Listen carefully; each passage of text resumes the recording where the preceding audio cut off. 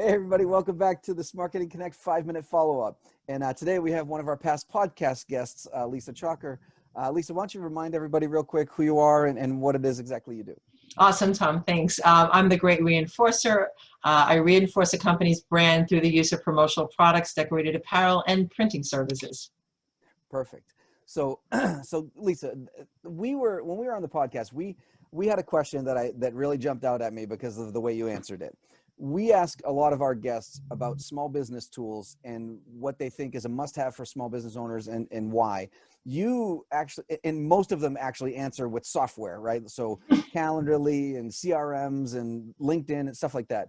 You answered it so differently that I thought it would be worth giving you a few minutes to kind of go into more detail, right? So tell us as a tool how you're using the promotional products world to go beyond just the pen and pencil giveaway type things. Yeah, I'd love to. So I have a really big pet peeve I told you about when people call them tchotchkes, because tchotchkes denotes not a valuable item and it's discarded. But promotional products are extremely valuable if you take the time, like I interview and I find the right ones to really convey your message. It's a vehicle. It's sensory. It's a sensory gift is what it is. You could touch it, you could use it.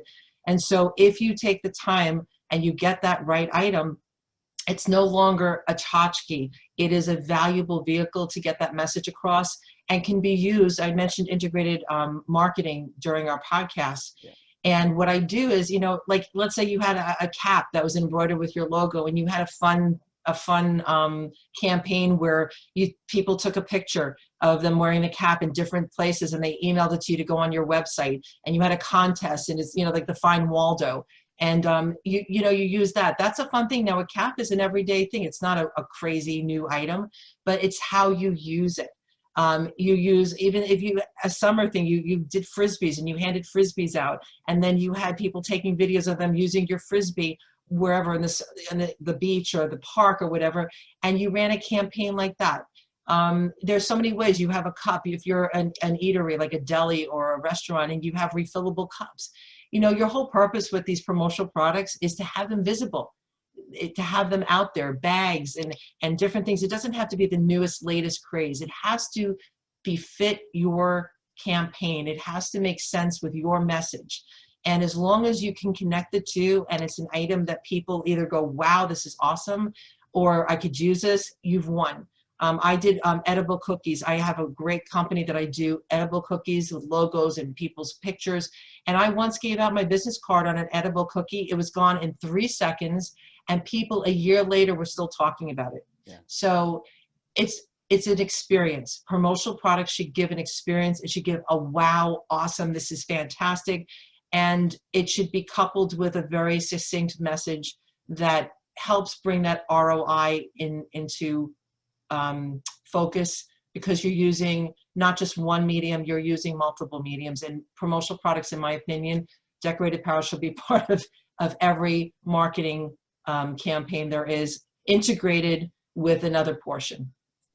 And along the way, right? Because they can change depending on, to your point, like with the Frisbee in the summer, or the hat, the wool cap in the winter, or whatever that is. But it doesn't have to be a one and no. And in fact, even people want to mail collateral, and that's great, but it's boring. Well, what happens if you included something in that mailing that was something that had your logo on it, your brand and your message, with a thank you for being our client, or we'd love to have you as a client. And now they get to keep something that's useful, that's branded, that when they maybe at that time, maybe 4 months later, they're going to need you. And oh my God, there's the pen, or there's the microfiber cloth that you gave them. And now they have a way of contacting you and remembering you. It's a point of contact is really what it is. I totally agree. I think one of my favorites that I got was this weird little gadget-like letter opener that I've used literally for a decade, and I still have it. It's the strangest thing to keep a hold of, but I'm telling you, that company made it worth it for me. Yeah, and you know what I always tell my clients, don't not get something or get something just because you like it. It really doesn't matter about you. It matters about your audience that's getting it. Right. That's the important person. Absolutely. Well, Lisa, thank you so much. This has been fabulous. The follow-up, I think, was even better than the podcast. So Oh, I'm blushing. Thank you. I thank you. I thank you so much, and really appreciate your time for coming back and doing the follow-up with us. So Thanks for the opportunity, Tom. I appreciate it. Lisa Chalker, everyone. Thank you very much, and Bye-bye. have a great day. Thanks, Lisa. Bye. Bye. Bye, everyone.